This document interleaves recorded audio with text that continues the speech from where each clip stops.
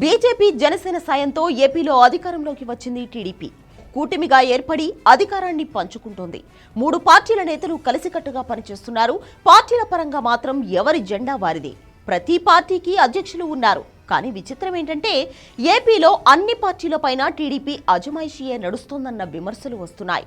ఇది కలిసి నడుస్తామనే సంకేతాలు ఇవ్వడానికా, లేదంటే మేం చెప్పినట్టు వినాలన్న ధోరణ అన్నది బీజేపీ జనసేన లీడర్లకు అర్థం కావట్లేదు. వైసీపీ మరీ 11 సీట్లకు పడిపోవడంతో ఆ పార్టీ నుంచి బయటకు వచ్చేయాలని ఎమ్మెల్యేలు, ఎమ్మెల్సీలు, మాజీలు ప్రయత్నిస్తున్నారు. రాష్ట్రంలో వరుసగా వైసీపీ నేతలపై దాడులు జరుగుతుండడం, పాత కేసులు తిరగతోడుతుండడం, అప్పటి అక్రమాలపై ఎంక్వైరీ నడుస్తుండడం వాళ్లకి ఇబ్బందిగా మారింది. అందుకే వీలైనంత తొందరగా వైసీపీకి రిజైన్ చేసి బీజేపీ లేదంటే జనసేనలో చేరాలని భావిస్తున్నారు. గత 5 ఏళ్లుగా వైసీపీలో ఉండి తమను ఇబ్బంది పెట్టారని, అందుకే టీడీపీలో చేర్చుకోవద్దని జిల్లా స్థాయిలో తమ్ముళ్ల నుంచి అధిష్టానంపై ఒత్తిడి వస్తోంది. అందుకే వాళ్లంతా బీజేపీ వైపు చూస్తున్నారు. పైగా కేంద్రంలో ఆ పార్టీయే అధికారంలో ఉండడంతో కమలంలో జాయిన్ అయితేనే బెటర్ అనుకుంటున్నారు. కానీ చేరికల విషయంలో ఏపీ బీజేపీలో అయోమయం కనిపిస్తోంది. 2019లో వైసీపీ అధికారంలోకి వచ్చాక కొందరు టీడీపీ ఎంపీలు బీజేపీలో చేరారు. వాళ్లల్లోనే కొందరు 2024 ఎన్నికల్లో అసెంబ్లీ, ఎంపీ స్థానాల నుంచి గెలిచారు. ఇప్పుడు ఏపీలో డామినేట్ చేస్తోంది పాత టీడీపీ తమ్ముళ్లే అన్న టాక్ నడుస్తోంది.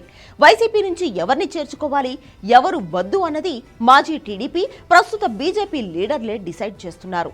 ఈ మధ్య తోట త్రిమూర్తులతో పాటు కొందరు వైసీపీ లీడర్లు బీజేపీలో చేరేందుకు ఆ పార్టీ నేతలతో సంప్రదించారు. కానీ ఆ బీజేపీ లీడర్లు మాత్రం టీడీపీ ప్రధాన కార్యదర్శి లోకేష్ పర్మిషన్ తీసుకోవడానికి వెళ్లారు. అందరం కలిసి కూర్చుని మాట్లాడుకుందామని లోకేష్ చెప్పడంతో వైసీపీ నేతల చేరికకు బ్రేక్ పడింది. బీజేపీకి ఏపీ అధ్యక్షురాలుగా పురంధేశ్వరి ఉన్నారు.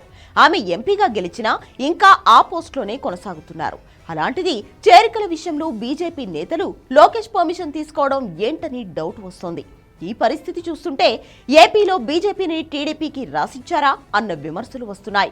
ఉమ్మడి ఏపీలోనూ టీడీపీ నీడలో ఉండడం వల్ల బీజేపీ 2 రాష్ట్రాల్లోనూ ఎదగలేకపోయింది.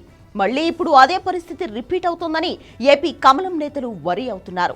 ఈ విషయాన్ని ఢిల్లీ బీజేపీ పెద్దల దృష్టికి తీసుకెళ్లాలని డిసైడ్ అయ్యారు.